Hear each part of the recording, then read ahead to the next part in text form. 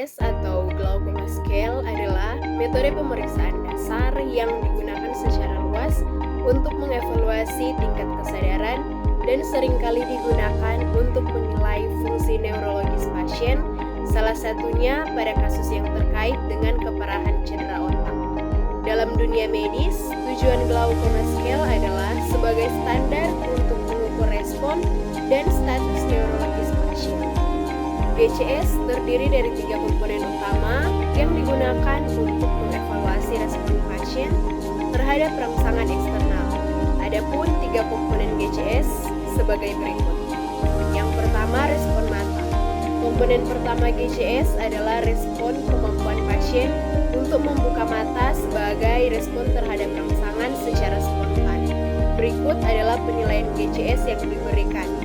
Dengan nilai 4 dapat membuka mata secara spontan, nilai 3 dapat membuka mata sebagai respon terhadap perintah verbal, nilai 2 membuka mata sebagai respon terhadap rangsangan nyeri atau paksaan, dan nilai 1 tidak dapat membuka mata sama sekali terhadap rangsangan apapun.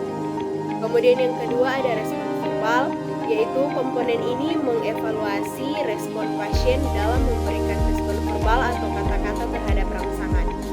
Skor penilaian GCS adalah sebagai berikut. Nilai 5 orientasi, pasien sadar dan merespon pertanyaan dengan benar. Nilai 4 confuse, yaitu pasien bingung atau disorientasi atau tidak mengetahui waktu dan tempat mereka berada saat itu. Bahkan kadang tak mengenali identitas diri sendiri, namun masih bisa menjawab pertanyaan. Nilai yang ketiga words, pasien memberikan respon tidak sesuai dengan instruksi atau pertanyaan.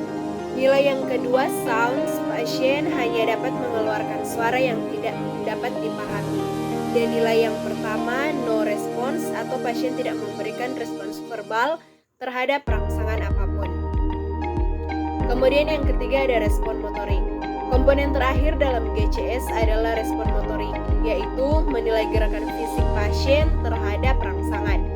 Skor penilaian GCS yang diberikan adalah sebagai berikut. Nilai 6 yaitu pasien dapat melakukan gerakan sesuai dengan perintah. Nilai 5, pasien dapat mengarahkan gerakan ke sumber rangsangan nyeri. Nilai 4, terjadi fleksi atau pasien menarik dan menghindari rangsangan nyeri.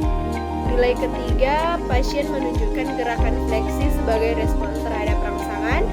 Nilai yang kedua, pasien menunjukkan gerakan ekstensi sebagai respon terhadap rangsangan. Dan nilai pertama yaitu pasien tidak memberikan respon motorik terhadap rangsangan apapun. Tingkat kesadaran yang pertama ada compos mentis, yaitu kesadaran normal atau kesadaran sepenuhnya. Kemudian ada tingkat kesadaran apatis, yaitu segan berhubungan dengan sekitarnya dan sikapnya acuh tak acuh. Kemudian ada tingkat kesadaran delirium, yaitu gelisah, disorientasi, orang, tempat, dan waktu, memberontak, berteriak, dan berhalusinasi. Kemudian ada somnolen. Somnolen ini adalah respon psikomotor lambat, mudah tertidur, kesadaran dapat pulih bila dirangsang, tetapi mudah jatuh tertidur lagi. Kemudian ada stupor, yaitu seperti tertidur lelap, tetapi ada respon terhadap nyeri. Kemudian yang terakhir ada tingkat kesadaran koma, yaitu tidak bisa dibangunkan, tidak ada respon terhadap rangsangan apapun, dan mungkin tidak ada respon pupil mata terhadap cahaya. Kemudian di sini ada derajat kesadaran. Derajat kesadaran yang pertama ada compos mentis dengan nilai GCS 14 sampai 15, kemudian apatis dengan nilai GCS 12 sampai 13, kemudian ada somnolen dengan nilai GCS 10 sampai 11, ada delirium dengan nilai GCS 9 sampai 7, ada stupor atau soporos koma dengan nilai GCS 4 sampai 6, dan yang terakhir itu derajat kesadaran koma dengan GCS 3.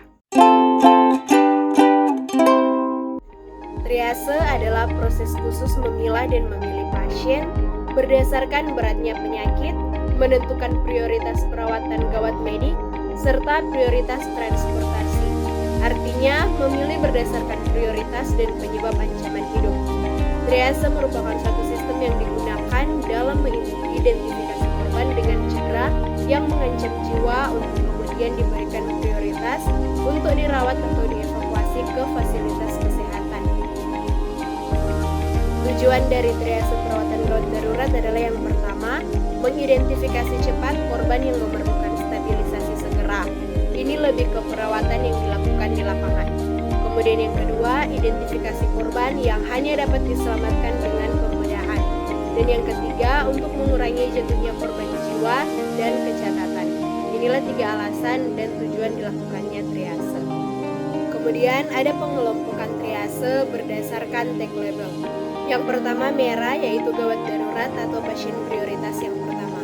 Penderita cedera berat dan memerlukan penilaian cepat dan tindakan medik atau transport segera untuk menyelamatkan hidupnya. Misalnya penderita gagal nafas, henti jantung, luka bakar berat, perdarahan parah, dan cedera kepala berat. Kemudian yang kedua ada warna kuning, gawat tapi tidak darurat atau pasien dengan prioritas kedua. Pada kasus ini pasien memerlukan bantuan namun dengan cedera dan tingkat yang kurang berat dan dipastikan tidak akan mengalami ancaman jiwa dalam waktu dekat. Misalnya cedera abdomen tanpa syok, luka bakar ringan, fraktur atau patah tulang tanpa syok, dan jenis-jenis penyakit lain. Kemudian yang ketiga ada warna hijau, yaitu tidak gawat tidak darurat atau pasien dengan prioritas ketiga.